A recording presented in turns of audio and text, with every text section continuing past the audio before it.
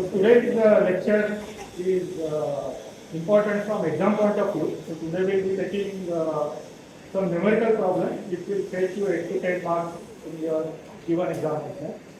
So till now all was theory. Now based on this theory, some application of that, so we solve some numerical problem.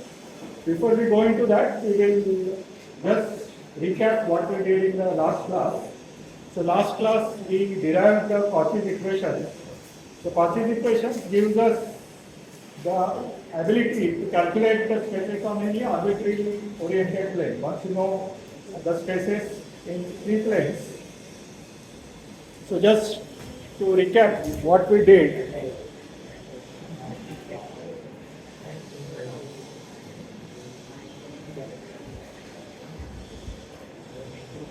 So can you tell the answer to this question? So this is one of the Cauchy's equation. So in the classroom, in the class we derived another equation. There are three Cauchy's equations. So this is the last equation. We initiate the derivation with some equilibrium equation. So which of the equilibrium equations will be starting point for this? If you want to get P and Z, that you can guess also easily. The summation about Z. So what we derived in the classroom was P and X. So where all the summation in the X direction you are summing, here you are summing all the forces in Z direction.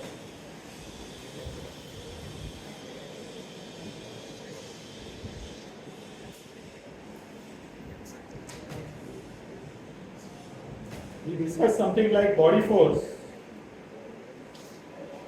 So what is the correct, which is the true statement out of this?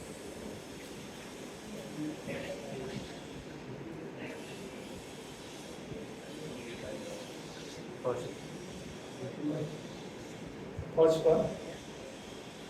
But if you look at the Cauchy's equation, there is no body force term. So he says that the answer is true. That means we consider body force in the derivation. So do you agree with that? If you agree, then you have to tell why the body force term doesn't appear in the equation. So if you look at the equation,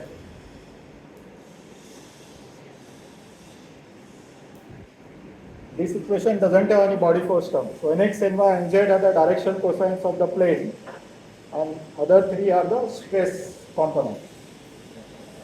So if you are considering body force, what happens to it? For the derivation we consider continuous, so volume 0, height 0.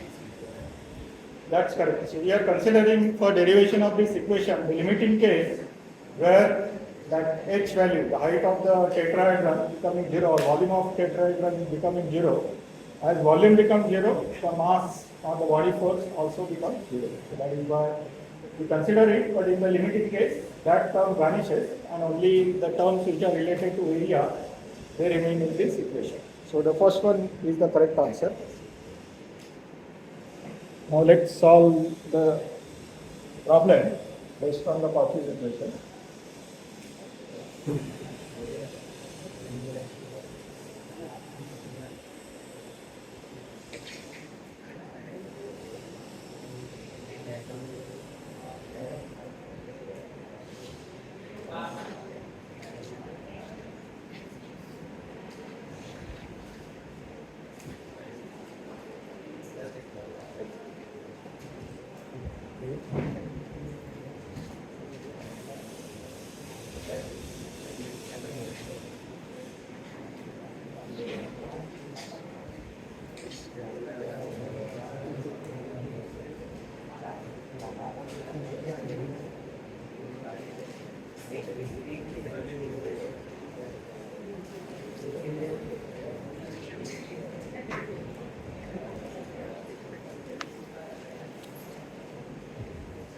So we are talking that there is some body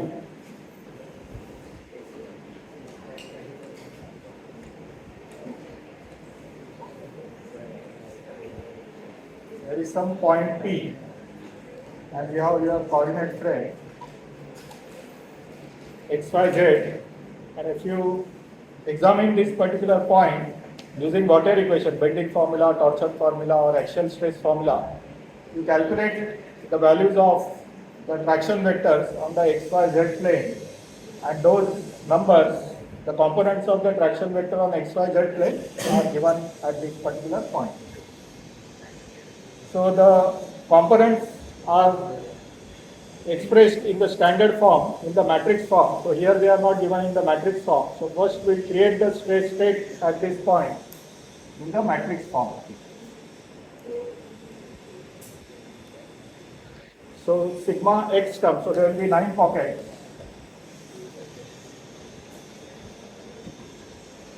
So where will sigma x term fall?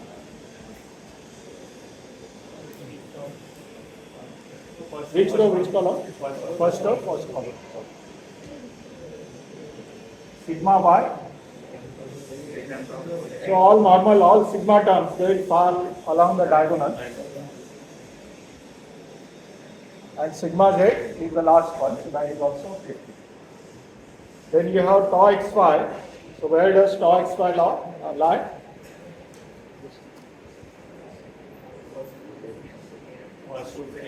First row, second column. So it will be 100. Tau yz.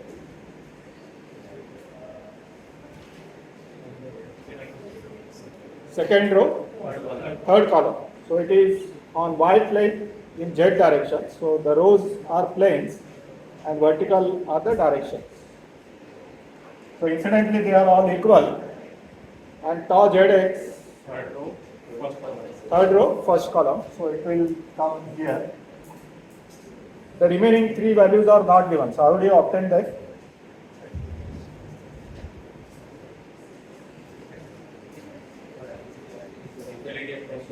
So there is an equality of cross here. So property this matrix is always symmetric matrix. So we know that this 100 must, this must be 100 and this must be 100 and this also must be 100. So that is the stress state at this particular point.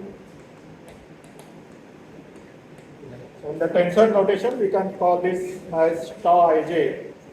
Tau means it is not shear but just a symbol I am using for this stress tensor, and it is represented in this particular manner. Okay, now let's write the Cauchy's equation. So the first equation is Tnx equal to nx into sigma x plus ny into tau xy plus nz into tau xz. So here I am using just xz, zx, yz, zy interchangeably. So everywhere I am using the same notation. Can somebody tell me what is T and y? So you have to remember that these nx, ny, nz, they remain wherever they are. Only these terms change, and these terms belong to whatever matrix location you are having. So what will be your this term? Tau yx. I am just writing xy here. Sigma y.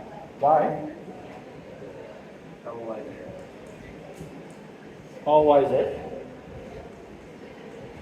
And T and Z will be again nx plus ny plus nz.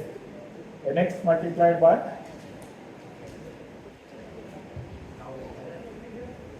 You have to just look at, just like this matrix is symmetric, here also you can simply copy the same terms. Tau xz, tau yz, and here it will be sigma z. So these are the 3 equations. Now here nx, ny, nz are the direction cosines of the normal vector to the plane on which we have to calculate the stresses. Now there is some information given that the plane that is equally inclined to all 3 axes. Now there is a property of direction cosines which you may be aware of. So any direction cosine, nx, ny, nz are direction cosines.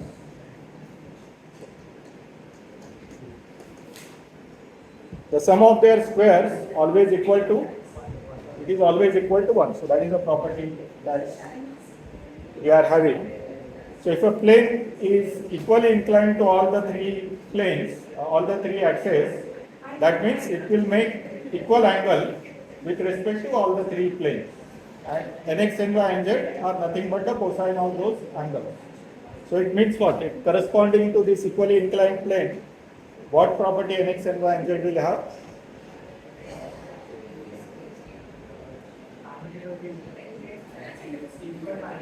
It will be equal magnitude. If the angle made is alpha, beta, gamma, and alpha equal to beta equal to gamma, then cos alpha must be equal to cos beta equal to cos gamma. So nx, ny, and z is equal to g, equal to, they are equal. So nx equal to ny equal to nz.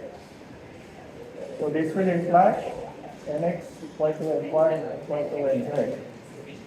Equal to how much you will get? 1 by root 3.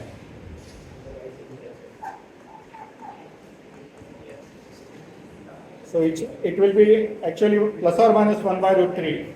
We are considering here all the plus signs for going ahead with the calculation. So there will be 8 planes which are equally inclined to all the three axes. Taking different permutations, we will take only positive, positive, positive for the purpose of this particular example. So it is clear till here. So after this it is only algebra. So we know nx, ny, and z, and we have the values of the sigma x and other stress components. We have to substitute into this equation. You will get Tnx, Tny, and Tnz. So those are the traction vector on this particular plane. So what you have is, this is the traction vector on x plane. This is the traction vector on y plane. This is traction vector on z plane. These three combined will give us traction vector on the n plane, and that n plane is such that it is equally inclined in this particular problem. So let's substitute these numbers into these equations and we'll get the value of Tnx, Tny, and Tnz.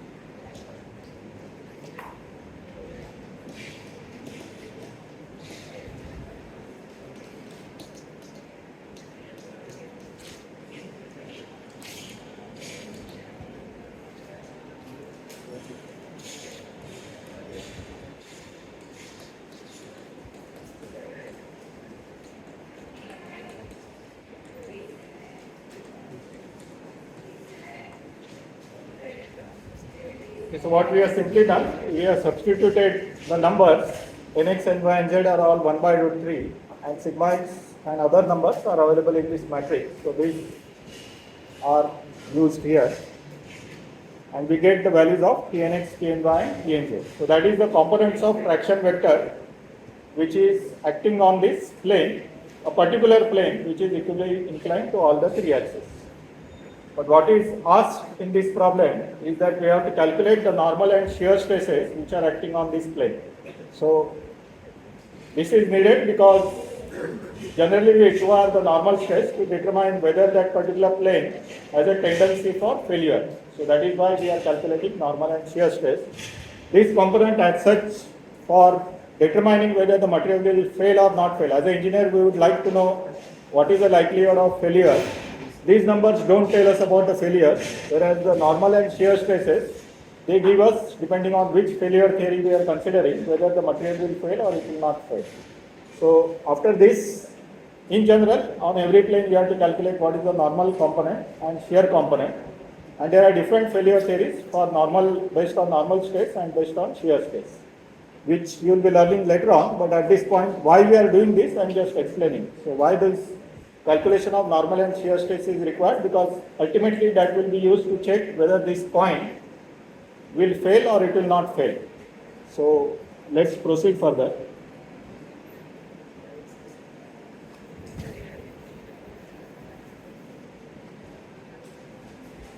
So we'll bring back our previous slide.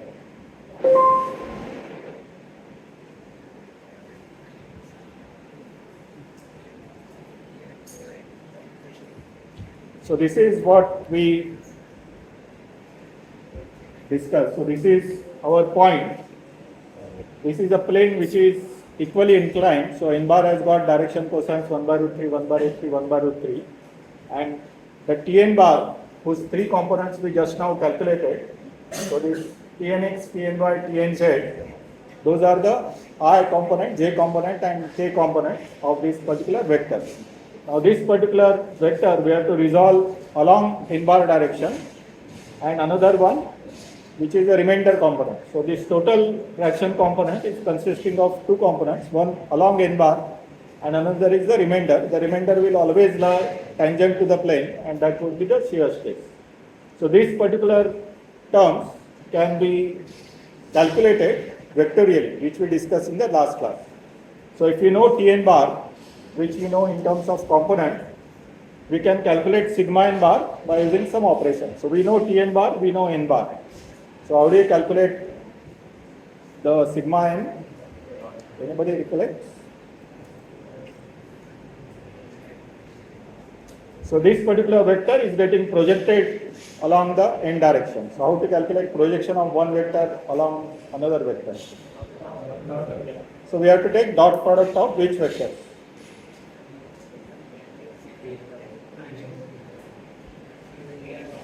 Fraction vector and normal vector. So that is what you will have to do.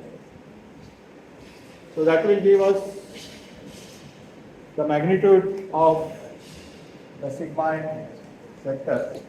So this double bar indicates that we are calculating magnitude of the vector.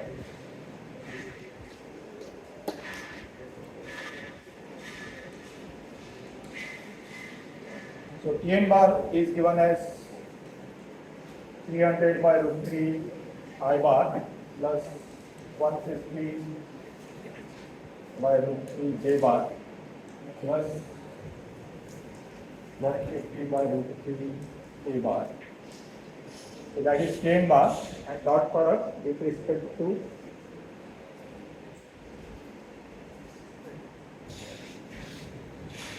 N bar has got all three components 1 by root 3, 1 by root 3, 1 by root 3. So it is 1 by root 3 I bar plus 1 by root 3 J bar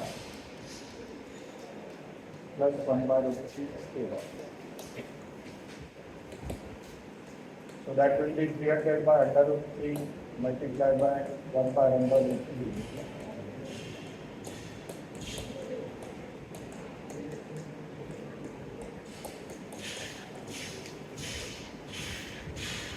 So the dot product simply means that we have to multiply I components together, J components together, K components together, and add them together.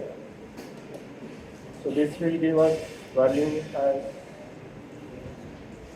200 Newton per mm square.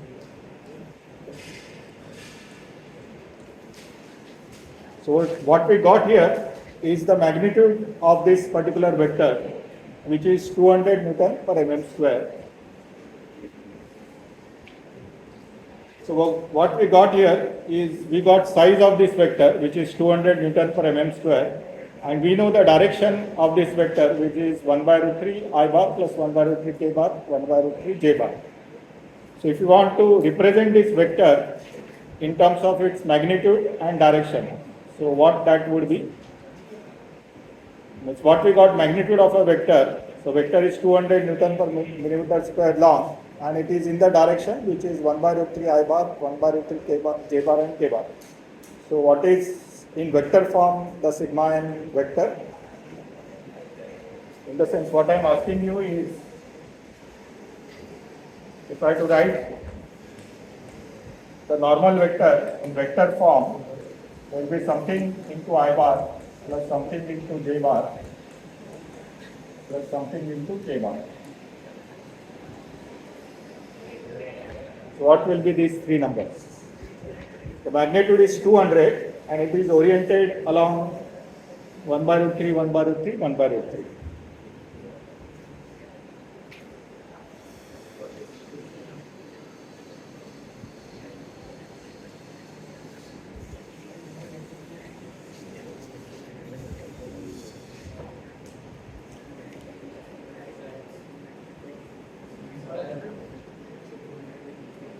Yes?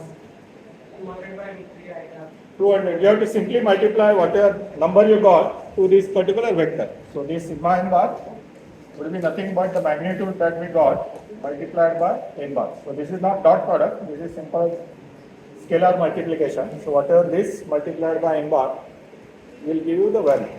So it will be 200 by root 3, 200 by root 3 and 200 by root 3. So those are the values of sigma n bar. So what we got here is the value of normal stress. So this is the magnitude of normal stress.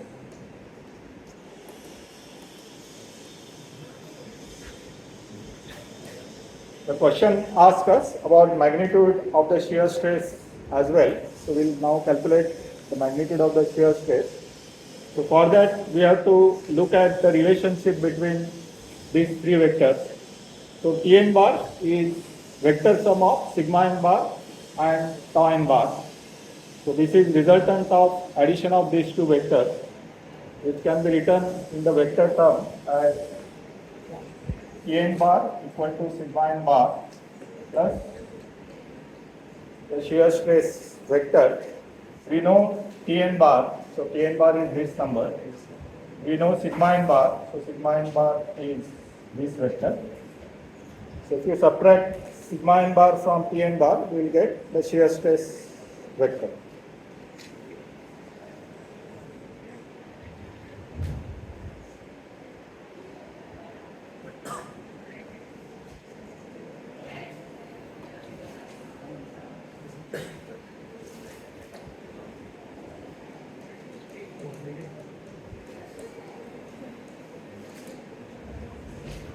So if you subtract the T n bar is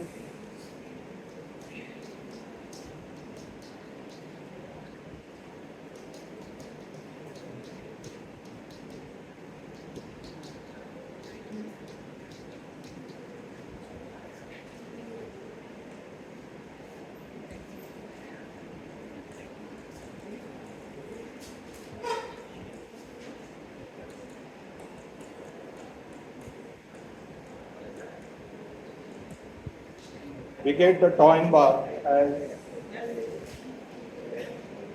100 by root 3 I bar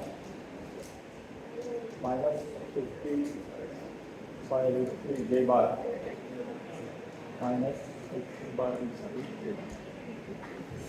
So that is the value of the shear stress vector. And just like we obtained the magnitude, because for comparison we require the magnitude of the shear stress. So here we got the shear stress in terms of its vector, that means it contains its magnitude and the direction. Does anybody know how to calculate magnitude of a vector?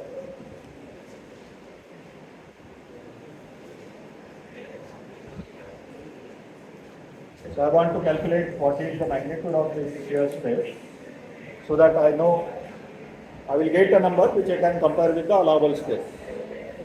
This is in the vector form. So how do you calculate size of a vector?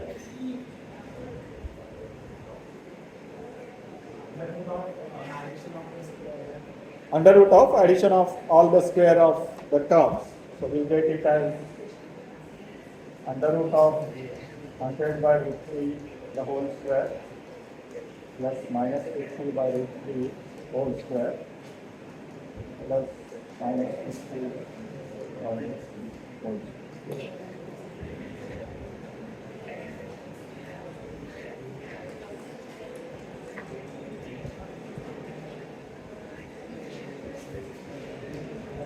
So that is the second answer, that is the magnitude of the shear stress. So let's quickly recap how to solve this problem. So if you know this particular procedure, even if you don't understand what you are doing, you can mechanically do the procedure and you will get 4 to 5 marks depending on the question. So you will be given a stress state will be given at a particular point and some plane will be given. So plane can be given directly, direction cosines will be given. So nx, ny, if you are lucky you will be directly given nx, ny, nz. Otherwise, you have to interpret how to calculate the direction cosines. Even if your nx, ny, nz are wrong, means you misinterpret the information given, you will get most of the marks if your procedure is correct. Okay, so first you have this data. From that you have to apply the Cauchy's equation. So to use Cauchy's equation, you will require the nx and the sigma x and the other values and the nx, ny, nz. Once you know that, you will calculate the tnx, tny and tnz. So that is the first step.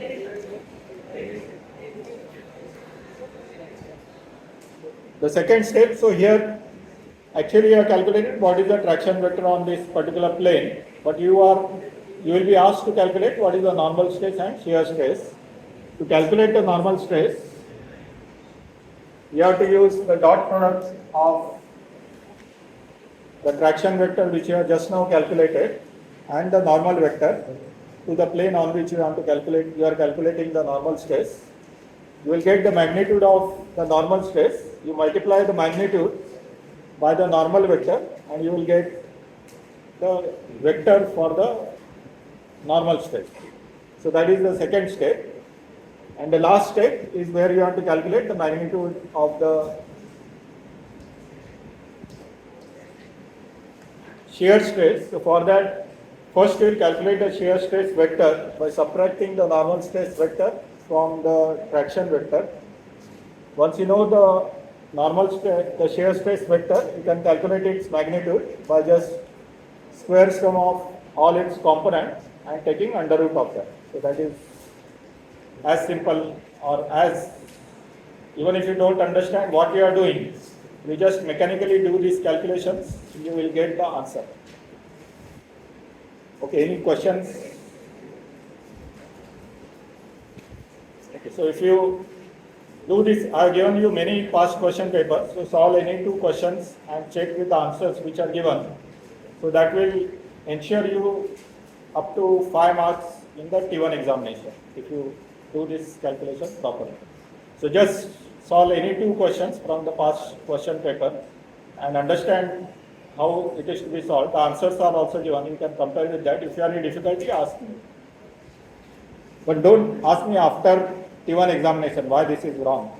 Just ask before the T1 examination. Okay, so let's move to a new topic, that is the principal stresses.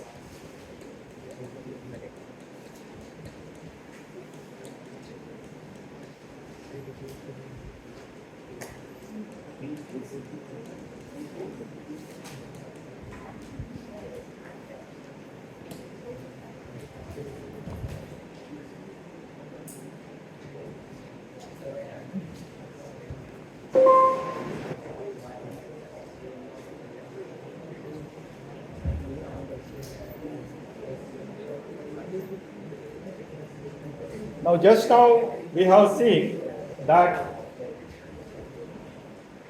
any point you will get a general stress state, and from that you will be calculating the normal stress vector and shear stress vector, and depending on failure theory you will choose either normal stress or the shear stress for moving ahead. So that is for the design purpose. Now when you get both normal stress and shear stress, it becomes, the situation is more complicated. So naturally the engineers thought, is there any way by which you can find a plane on which either only normal stress exists or the combination is always you will get. So is there any plane on which the normal stress exists but the shear stress becomes 0? That means this Tn bar vector is not inclined with respect to n bar, but it is in the direction of the n bar. So that is what we are trying to do. The advantage of that is as follows. So whenever you are trying to check whether the material will fail or not fail, if I am pulling this particular pen, I want to know at what load it breaks. So the standard way of doing this is to take it to tensile, the universal testing machine, put it in this machine, pull it and find out at what load it breaks. Load divided by cross-sectional area of this pen will give us the ultimate strength or the yield strength of this material. So that is available to you. So that is the number that is available to you that this pen can take let's say 50 Newton per millimeter square before it breaks. But the same pen, if it is subjected to bending, torsion, pull, like we did in the assignment 1, you will get a complex stress state which is given to us earlier. And that stress state will give us at that point in the given coordinate system some traction vector which will have some normal component and shear component. So the number that you are having is the tensile test number. So 50 Newton per millimeter square. If you pull this rod, it breaks. So that's only information you have. If you find a plane where only normal stress exists and no shear stress exists, so that particular direction is as good as a tensile test specimen. So that means if this particular table, there is a particular plane on which the normal to the plane is in this direction and the traction vector is also in the same direction. So what it means is that this particular plane is getting pulled along that direction. So it is as if you have cut a tensile specimen along that direction and you are testing it.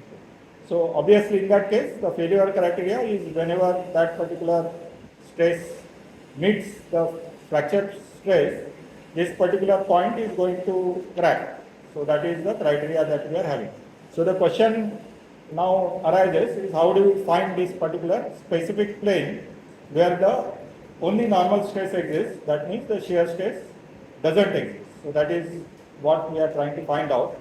The planes where this particular criteria is met, they are called as principal planes, which I already learned in the previous semester, but that was in 2 dimensions. Here we are looking into the more generic case, that is in 3 dimensions, how to find these specific planes, and that is what we are going to see now.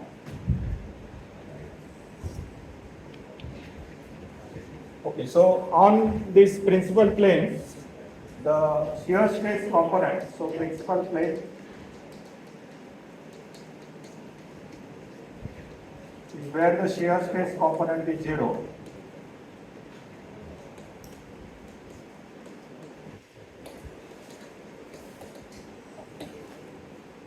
So we know that the traction vector consists of the normal vector plus the shear stress vector.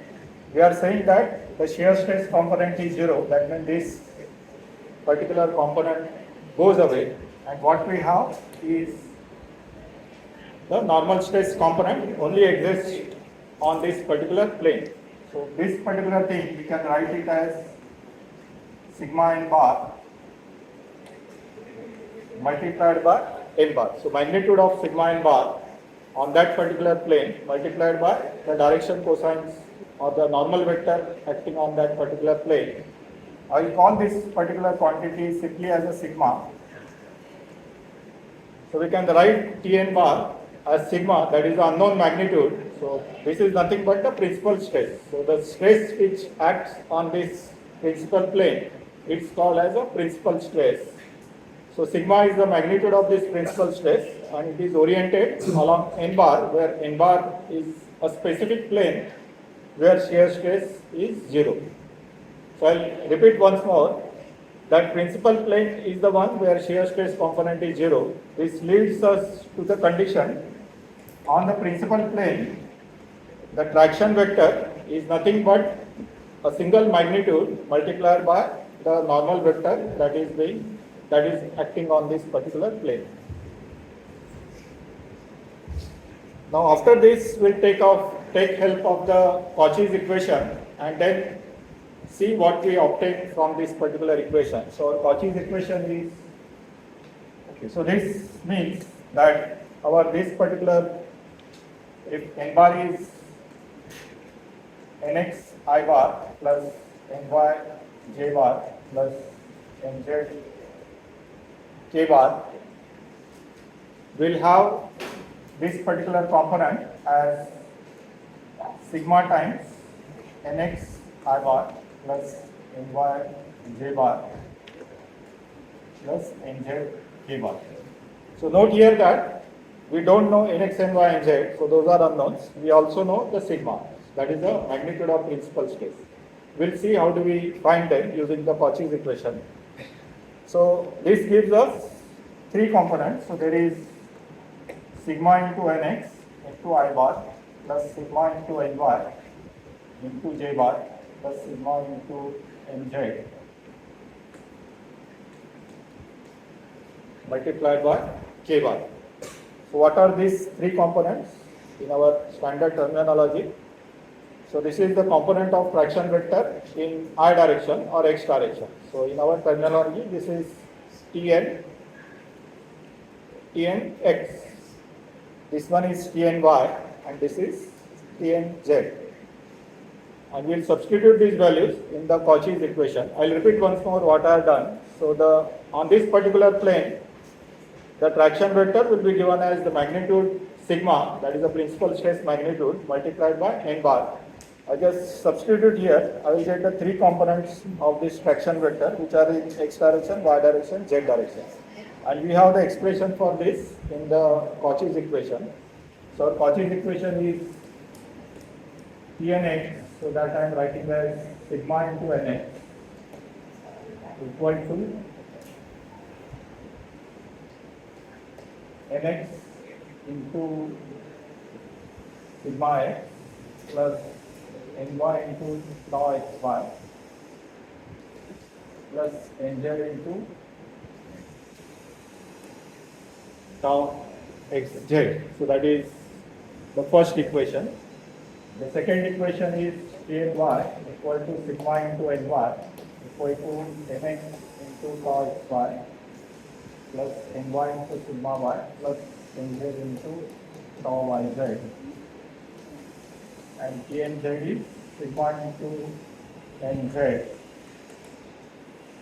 which is nx into tau xz plus ny into tau yz plus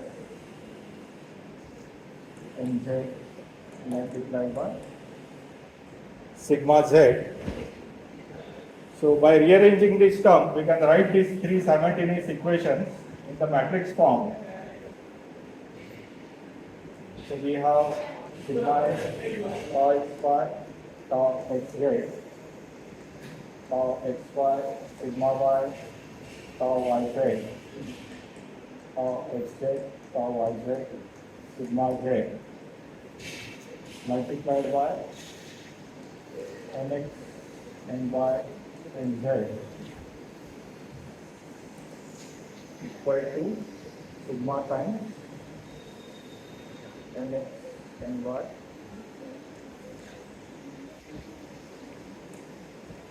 so this same equations I have just taken the right hand side in the matrix form on the left side and written the left hand side on the right side. So we are getting, I have just taken sigma out of this, so sigma x into nx plus tau xy into ny plus tau xz into nz equal to sigma into nx. So that is the first equation and so on. Now this particular form, this is a standard form of equation. So this is in the form A multiplied by x equal to lambda times x.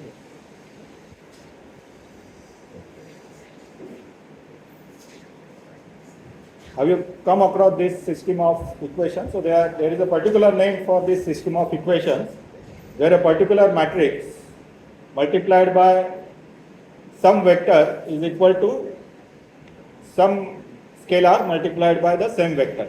So vector matrix multiplied by vector equal to scalar multiplied by the same vector. So what is this particular problem called as? You might have come across in mathematics about this. You may have you seen this system of equations? So what are they called as? So these lambdas are called what?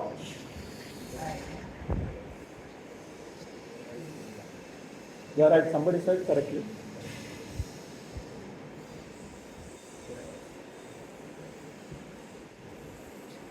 Yeah, right, wrong doesn't matter. You can guess. Eigenvalues or eigenvalues. So they are called as the eigenvalues of this particular matrix A.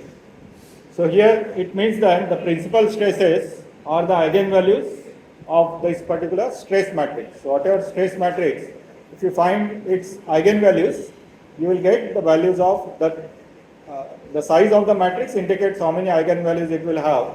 So it is a 3 by 3 matrix, so it will have 3 eigenvalues, and those 3 eigenvalues are nothing but the 3 principal stresses that we are interested in finding out.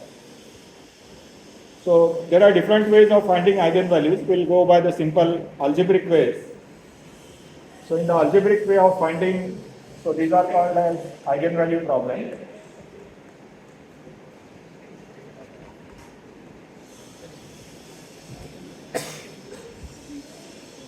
Which will encounter in many places, not only in engineering, but in other places also you will find this particular equation.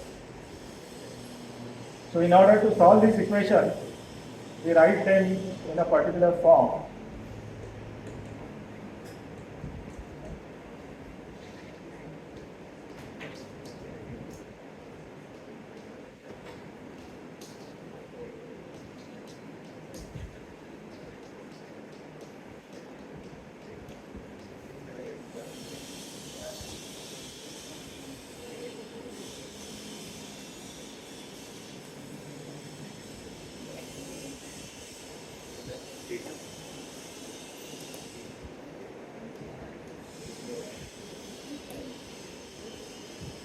So I am just taking this right hand side to the left. So from all diagonal terms, the sigma will get subtracted. So same set of equations, I can write them in this particular form. Now there is one solution which is called as a trivial solution to this equation, where all which will satisfy this equation is where nx equal to 0, ny equal to 0, nz equal to 0. So that is called as a trivial solution. Means you don't have to solve these equations. Directly by observation you can say that nx, ny, nz when they are 0, they are equal to 0. Physically in this particular case it doesn't make sense, because in our case nx square plus ny square plus nz square must be equal to 1. So that solution anyway is not applicable to us. Otherwise also these trivial solutions in terms of physics of the problem doesn't usually make the sense. So we have to find the non-trivial solution.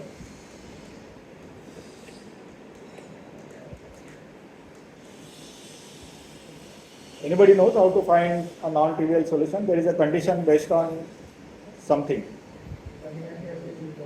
The determinant of the matrix, it must be 0. So that is the condition. So that means that the determinant of this matrix, that is sigma x minus sigma, tau xy, tau xz, tau xy, sigma y minus sigma, tau yz.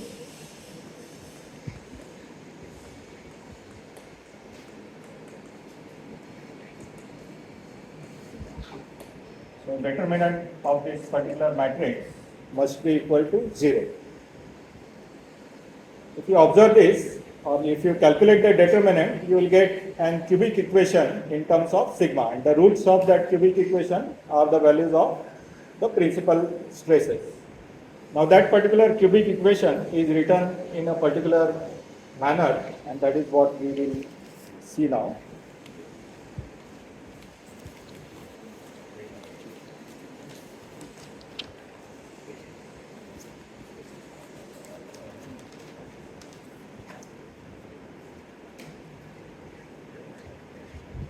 So this particular condition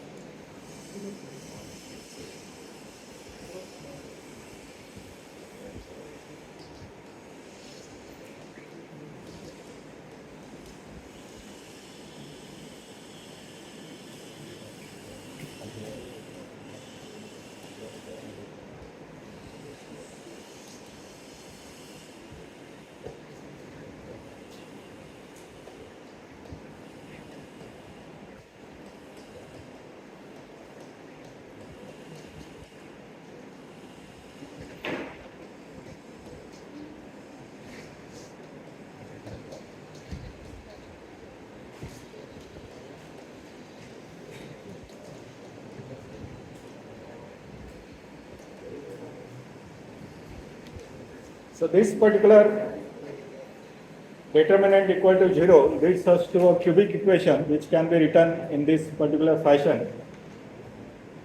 It is written in following manner for sake of compactness. So it is written as sigma q minus sigma minus I1 times sigma square plus I2 times sigma minus I3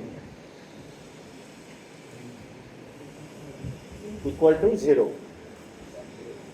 And this I1, I2, I3, they are corresponding to the coefficients here. So this particular term is called as I1 term. This particular term is called as I2 term, and this particular term is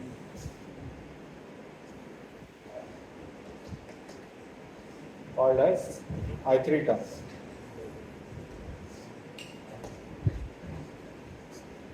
The I1, I2 and I3, they have got certain importance. They are called as stress invariant.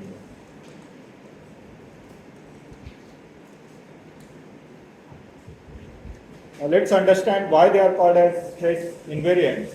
So they are merely some algebraic combination of the stress tensor components. At first glance, they may appear very complicated, but if you observe, there is a certain pattern in which you can easily remember them. So they will not be given to you during the exam. You will have to remember these expressions, but it is not very difficult. The first one is very simple. It is just addition of all the normal stresses, sigma x plus sigma y plus sigma z. The second has got two parts. The first is corresponding to normal stress. So it is of the second order multipliers. So sigma x into sigma y into sigma z into sigma x. So just multiplication of every permutation. And the last one is the shear stress square. So minus tau xy square minus tau yz square minus tau xz square. And the last component is of the third order. So first is the product of all the normal stresses. Then twice the product of all shear stresses. And then normal stress multiplied by square of the shear stress, all subtracted together. So that gives us the third component. Now there is something called as the name given to them is stress invariant.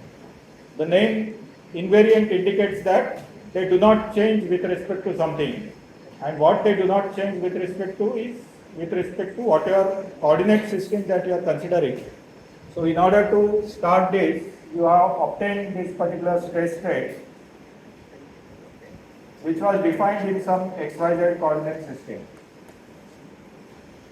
Okay, so let's say that to begin with, I consider this as x, this as y, and the vertical is z. So this was the coordinate system which I considered, and this is the point which I am investigating. So at this point, I got some stress vector, stress matrix as given here.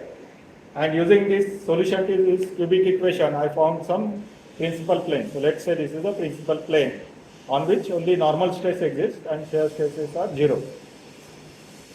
Now let's say that instead of calling this as an x-axis, if I define this as x-axis, this as y-axis, the vertical as z-axis, and the horizontal as z-axis. So earlier x-axis was towards you. Now the x-axis is parallel to the length of this particular table. Now by changing coordinate axis, once you change the coordinate axis, this matrix numbers will change, because what was earlier sigma x would now be called as sigma y, or earlier what was sigma y will now be sigma x. So this matrix will change. As a result, the further formulation will also change. But physically, whatever you do to do the calculations, whether you use coordinate system 1, coordinate system 2 or coordinate system n, the principal plane it cannot change, because the material doesn't understand what coordinate plane you are doing calculations in. Material behaves in the same manner. So whether you do calculations in a one coordinate system or in other coordinate system, the plane on which the normal stress, the shear stress is 0, it cannot change. It is, this particular table is subject to self-weight, some bending moment, some torsion. So that loading creates some kind of stress state at this point, which always has a unique principal plane. So if merely by changing the coordinate system, if this plane keeps on changing, then there will be confusion. You will not know what coordinate system to consider. So these numbers, we will verify in the numerical problem, they do not change with respect to any coordinate system. So that is why they are called as a stress invariant. So that means you start with some matrix state of stress in certain coordinate system. If you change coordinate system, this matrix will change. If you take some inclined coordinate system, then these numbers altogether will change. But the final answer that you will get, that is this cubic equation, will remain same. What does cubic equation indicate? The sigma is the magnitude of the principal stress, and corresponding to every principal stress, there is a particular principal plane. How to calculate that we will see later. So since the principal stresses cannot depend on the coordinate system, that is why this equation coefficients, they cannot change with respect to coordinate system. That is why they are called as a stress invariant. So that is the name, that is the genesis of the name for this particular component. So once you have got this particular set of equations, one can find out using the calculator the roots of this particular cubic equation. So I think you are familiar with how to use your scientific calculator to calculate the roots of this equation. So this particular cubic equation will have three roots. So using your calculator, you find out the three roots. So we'll get the three roots which are the principal stresses for this particular stress state. Once you calculate the principal stress, then the next thing that is required is to calculate the principal planes on corresponding to each of the principal stress. So that we will see with respect to a numerical problem. So is it okay if we can continue for next 10 minutes? I think we don't have anything after that. So I don't want to encroach on your free time, but let's complete that problem. So that will, in terms of exam, it will fetch you another 5 points, and we will also complete the important point. And since we are in the flow, let's complete this particular part.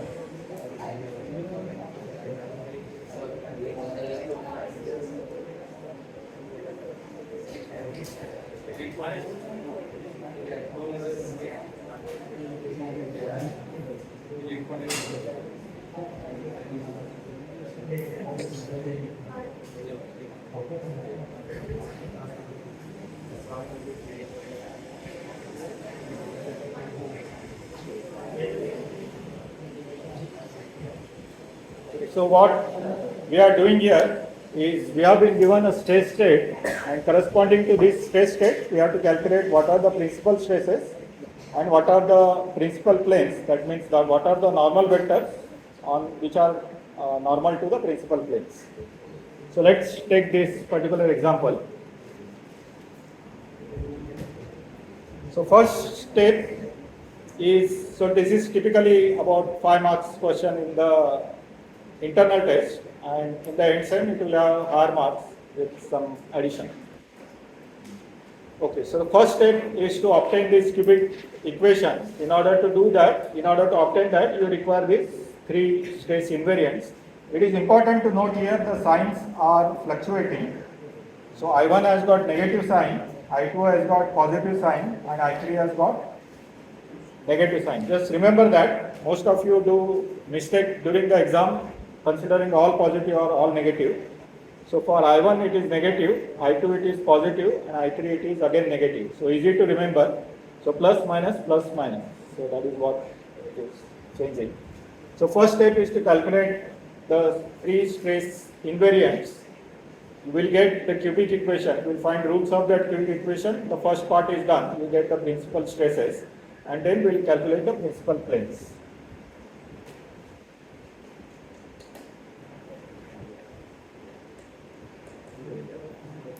Okay, so now I think you know how to read this particular matrix, but just to cross check, I will just ask, what is this particular component? So it is sigma y. What is this component? Now yz. This component? Now xy. And this is now xz. So I will not be I will be directly substituting in this equation sigma x, sigma y, sigma z. So sigma x plus sigma y plus sigma z will be 1 plus minus 2 plus 4. So that is what it will be.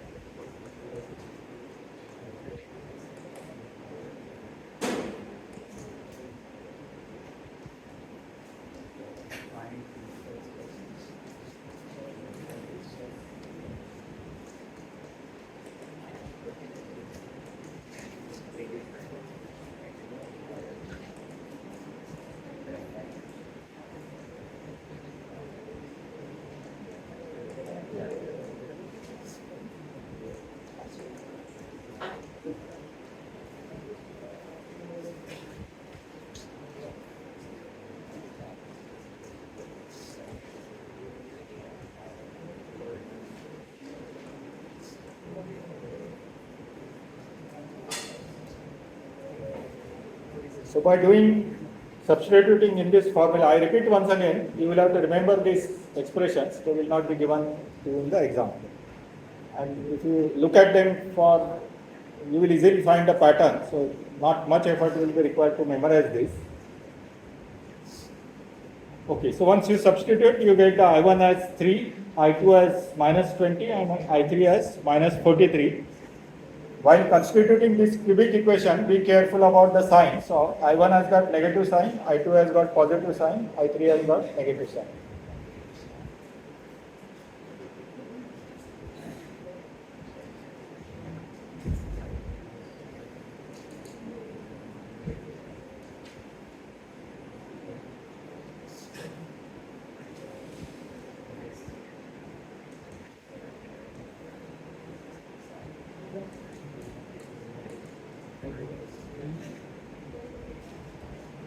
So you have got the cubic equation which is sigma cube minus of I1. So I1 is 3, so it is minus of I1.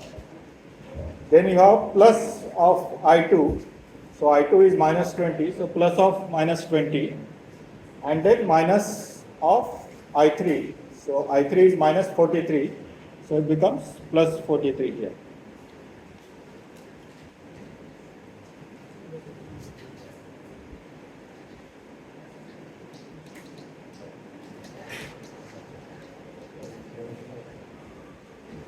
So using calculator, you can find out roots of this equation.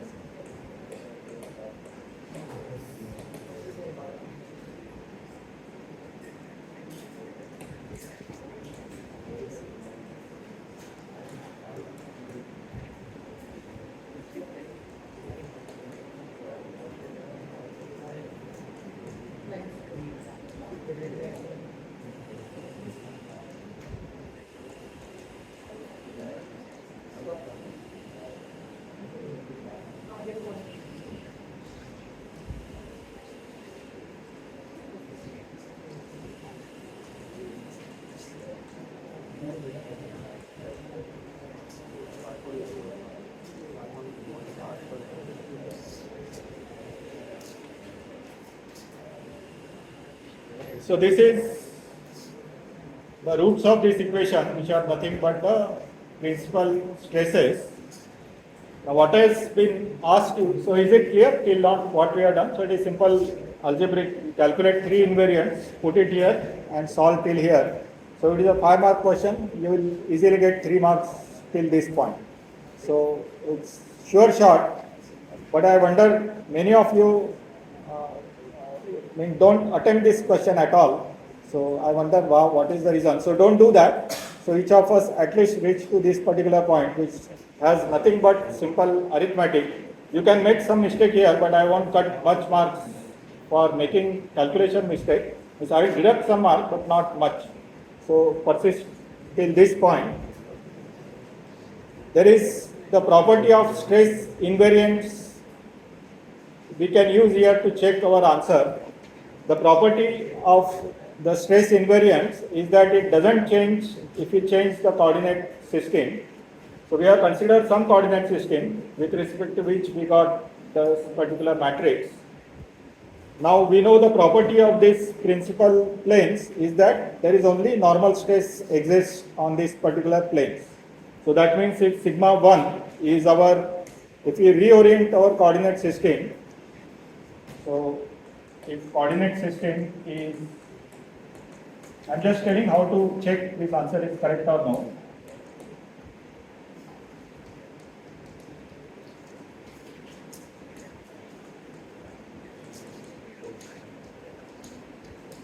Okay, another property of these principal planes which we did not say and we are not going to prove is that these principal planes are always mutually perpendicular to each other.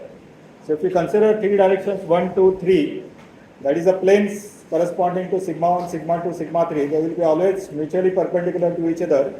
So they will form a coordinate system. So in this particular coordinate system, the stress state would be given as the first is direction 1, the second is direction 2, and the third is direction 3. So x plane, y plane, z plane. Instead of that, we are considering the principal plane one direction, 2, means I am reorienting my coordinate system. So in plane number 1, I will have got normal stress, shear stress, and another shear stress component. But because it is a principal plane, it will have normal stress as sigma 1, what we calculated, and by definition the principal plane cannot have shear stresses. So it will be 0, 0.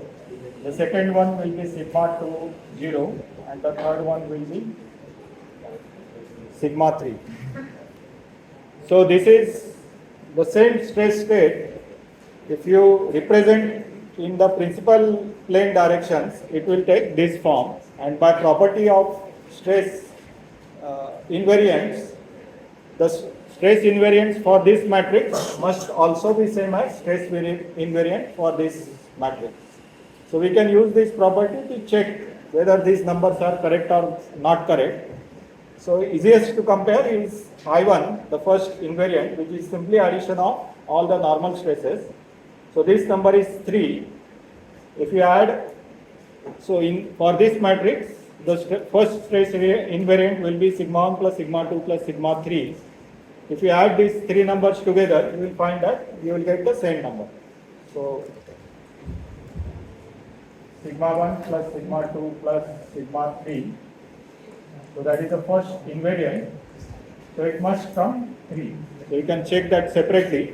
But in the exam, if you have time to tally your answer, then you can use this particular thing. Just add these numbers, that must come same as the I1, the first invariant.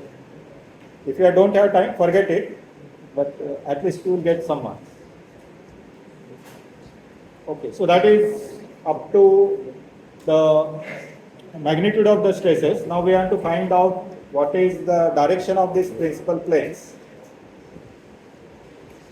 So what this particular question asks is what is the direction corresponding to maximum principal stress. Now there is a particular way in which you define maximum and minimum stresses for the solid mechanics. So in order to do that, you have to simply place your principal stresses on a simple linear scale. So this is 0. So you have got first is sigma 1, 5.25. The second is 1.95. And the third is minus 4.2. So whatever principal stresses you obtain here, you just put it on the linear scale. Whatever is on the right hand side is called as the maximum principal stress,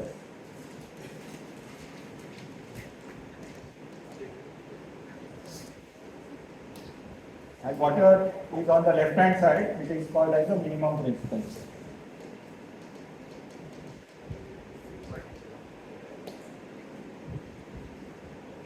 So when I say maximum principal stress, in some problems, so for example, you can have principal stresses as 1, -1 and -2.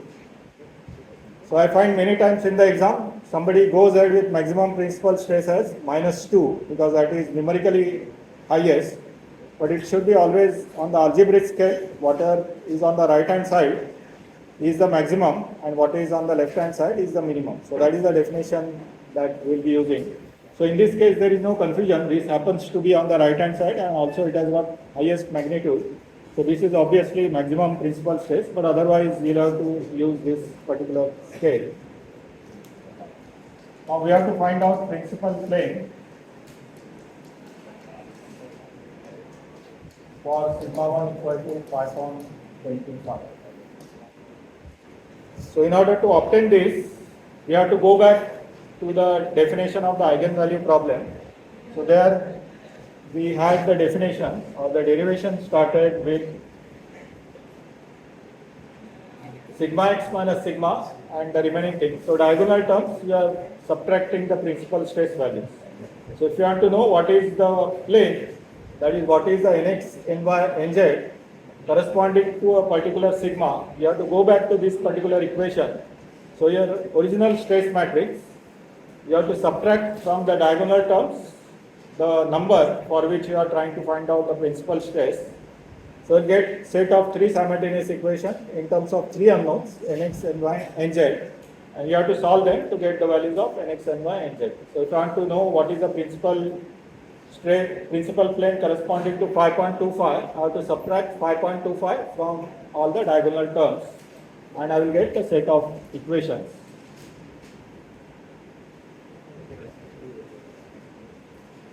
So here I will get the equations as follows. So I will get 1 minus 5.25 to 1.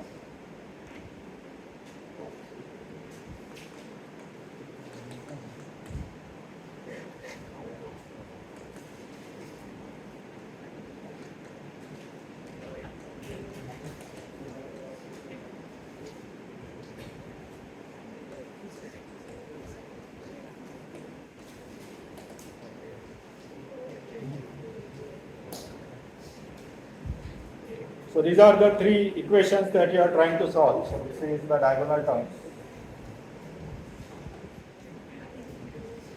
where this particular number, whatever you are subtracting from diagonal terms, correspond to whatever principal stress you are trying to find out. So this will give you set of three equations. If you try to solve them as it is, you will get the trivial solution, nx equal to 0, ny equal to 0, nz equal to 0.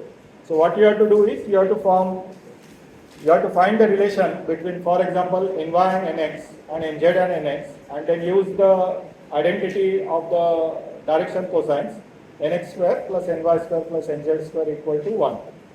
Next, we'll just solve it for this problem. So remember that the step after this, you write these three equations, and from that equations express any two variables in terms of third variable. So for example, express ny in terms of nx, nz in terms of nx, and then use the identity of direction cosines to get the nx, ny, nz. So what we'll do here is, we'll write ny in terms of nx, nz in terms of nx, and then get the values in terms of others. So that is the last step.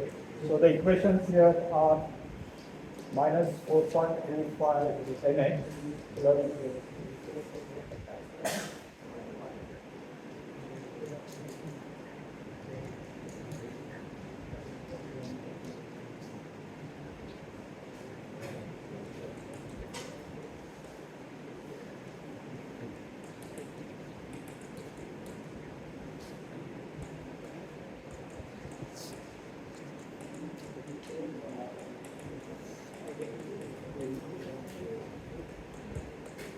I'm just writing quickly to save time.